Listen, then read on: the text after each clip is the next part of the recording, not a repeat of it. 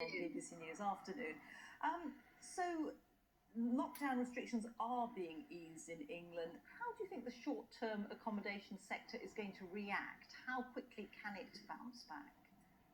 Well, I mean, I think in terms of being able to open safely for consumers, I think we've been planning for a very long time. We've worked with the government on the right cleaning standards to sanitize and disinfect properties and make sure that anyone traveling and staying in a home, whether that's by a seaside location or in a city like London, that they'll be able to stay with confidence.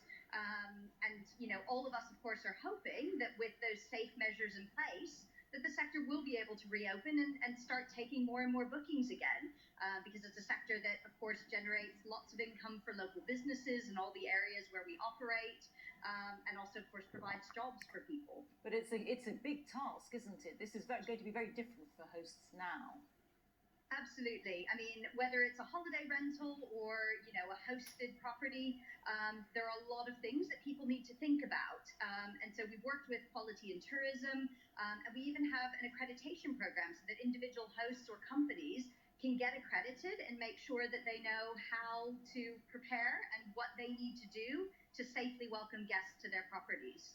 So if a host is in doubt, they want guests in their properties, but they don't actually know quite what they're meant to do, where can they find these protocols?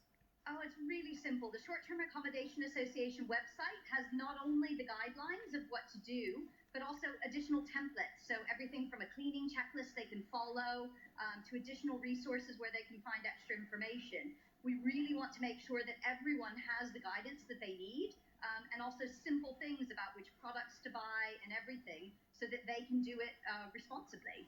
And how is a guest going to know that the right measures have been taken? Well, I think that's where, of course, for the guests, they need to check, is the company that they're booking with or the host that they're booking with following those guidelines? At my company, we've got a hygiene promise. Companies like Airbnb have their own cleaning sort of guidelines that hosts can tick. And so I think in all of that, it's really down to the customer to double check that the government guidelines, which everyone is meant to be following, that the company or the host they've booked with is adhering to those. Do you get a sense that people are keen to jump back into this market? They're keen to start doing long weekends or whatever it may be? Oh, absolutely. I mean, we've seen a massive surge in bookings even since the announcement yesterday. And that's all over the country. So that's everything from your seaside destinations and, your countryside locations, but as well in cities. Because imagine with the quarantine in place, cities like London, there's never been a better time to come and explore it, because the normal tourists who might have been coming from abroad, of course, aren't here. So many of those attractions, which are now opening again, are available and empty. And I also think, Westminster City Council's done some great stuff about closing off roads to create a kind of European cafe culture.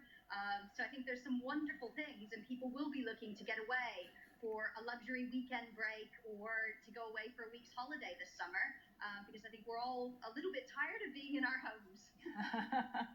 You can say that again. Okay, good to talk to you. Merilee Karr, thanks so much.